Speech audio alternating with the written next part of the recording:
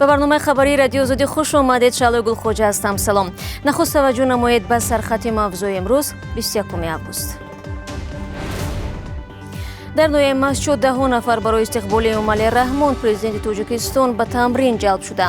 سفر احتمالی ماه سپتامبر صورت میگیرد. قصه داریم درباره یک خانم معلول اذیت دیده که بعد به دنیا آوردن فرزند شوهرش او و از طفلش دست کشید. با کار کردم کمتر دیدم که پام بزیب شد، زورم اومد دیگه نتونستم.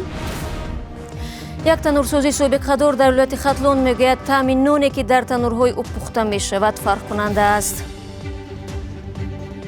نانی چکدانی همی خدکن با لذت دیگر ایده در چکدان کن میپذید خیلی خودت راحت میکنی در پختن نان. امامعلی رحمان چند روز این جانب با سفر کاری در ولایت مختار کوهستان بدخشان قرار دارد. پرزیدنت تاجیکستان بعد بازبینی از ناحیه‌های درواز و ونجاروشان به شهر خاروغ رفت. سفر امامعلی رحمان در شرایط اتفاق افتاده است که سازمان‌های جهانی بهداشتی از موج دوم کرونا ویروس صحبت می‌کنند. هنوز سفر امامعلی رحمان در ولایت خود مختار بدخشان انجام نشده است، ولی در قسمت دیگر تاجیکستان ولایت سوخت الکی به پیشوازگیری رئیس جمهور تمرین می‌کنند که به احتمال زیاد ماه آینده جریان خواهد گرفت. همکار ما مومن احمدی از رفت آمادگی‌ها در ناحیه مسجد گزارش می‌دهد. تمرین برای پیشوازی امامعلی رحمان در ناحیه مسجد. قرار است پرزیدنت ماه سپتامبر به این ناحیه برود.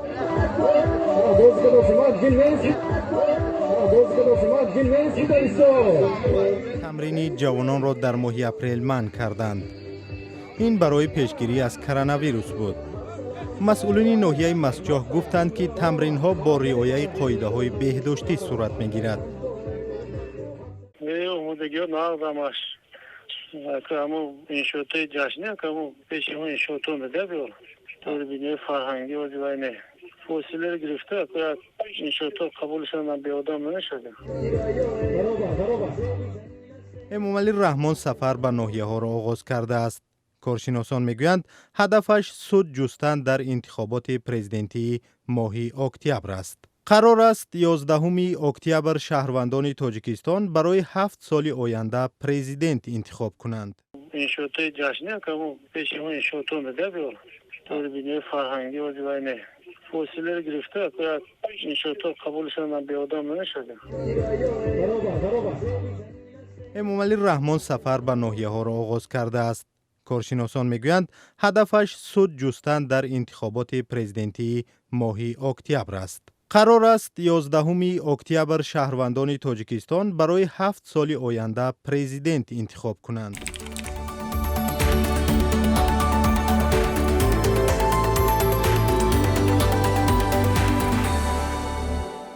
پیشوای مخالفان دولت در بلاروس از کارگران شرکت‌ها و کارخانه‌های دولتی دعوت کرد کارشکنی را دوام بدهند. سویتلانا تیخانوفسکایا از جانبدارانش می‌خواهد از این رو بر رئیس جمهور الکساندر لوکاشنکو فشار آورند تا انتخابات نو برگزار کند. ادامه در گزارش میرزانبی خالقزاد.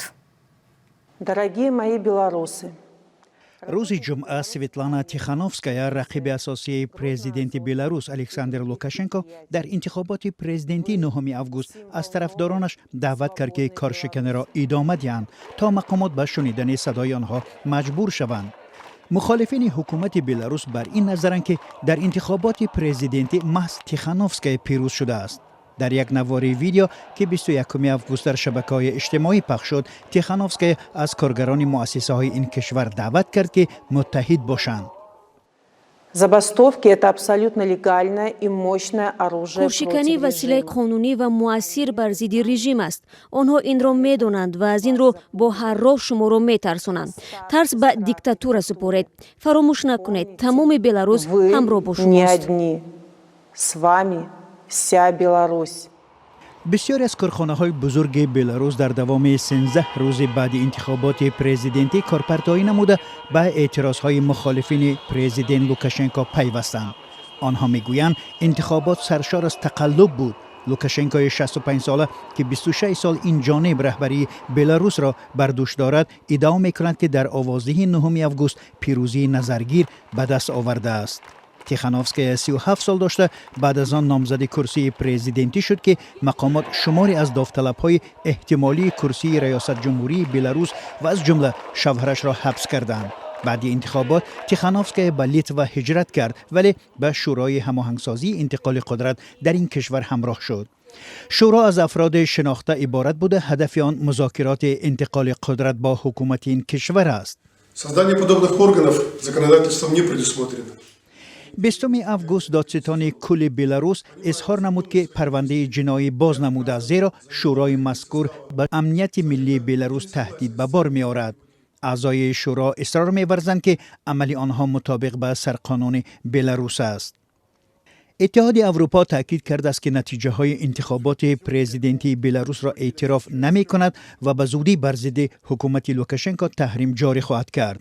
در جریان تعقیب گرد همایی های اعتراضی بلاروس نزدیک به 7000 کس بازداشت شده، هزارها نفر دیگر زخمی شدند. سلام، اگر خط و خبر می‌خواهید ما داریم. نوید بامدادی، سرخط خبرها، اخبار تاجیکستان و جهان، گزارش‌ها و تحلیل‌ها. چی می‌گذرد و چرا؟ دانستن فهمیدن است. ضمیمه یا اپ ما را بگیرید. در این بخش برنامه با سرنوشت نفر شما را آشنا میکنیم که زندگی با تکرار به او ضربه زده است. از نخستین لحظه های به دنیا آمدنش او از مهربانی و نوازش محروم بوده است.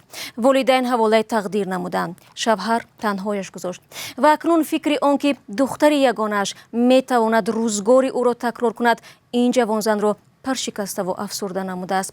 اما با این هم آخرین شعله امید در یک کنج دلش هنوز هم برق میزند که افراد مسئول دستش را میگیرند و زنجیره بدبختی های او را میشکنند. سرویناز روح الله و افسانه اکابر شوی و به درد دل گوش انداختند که سنگ خوره را آب میکند. شهنازه محروم از هر دو دستی سالم در سن 2 سالگی از یک پای روان هم ماند.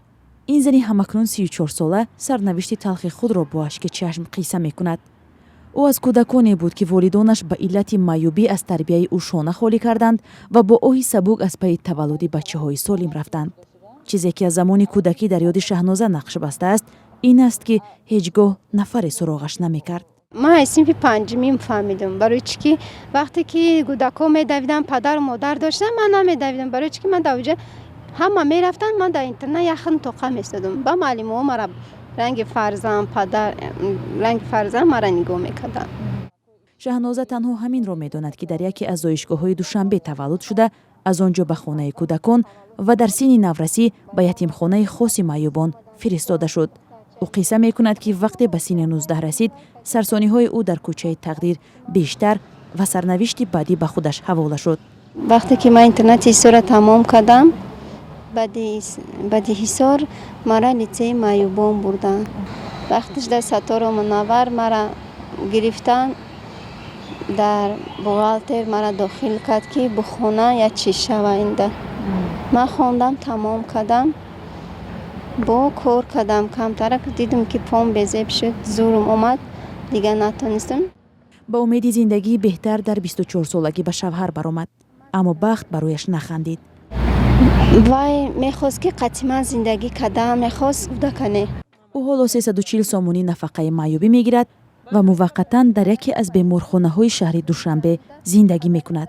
میگوید یگانه امیدش به زندگی دخترش است که حالا در صنف 3 مکتب اینترنت برای بچه‌های یتیم تحصیل دارد. اما تلاشش این است که با پیدا کردن سرپناه یگانه فرزندش را در کنارش بزرگ کند. میگوید پیشنهاد زندگی در خانه پیرانسالان شهر ترسونزاده را نپذیرفت. ما هم میتونیم ما آدم ما رئیس شهرم پرزیدنتم گفت که بخونه اینا ما خوندیم. او بارها با مقامات داخلدار و حتی به پرزیدنت برای تامین او با منزل زیست مراجعت کرده و تا حال هیچ سرپناهی نیافته است.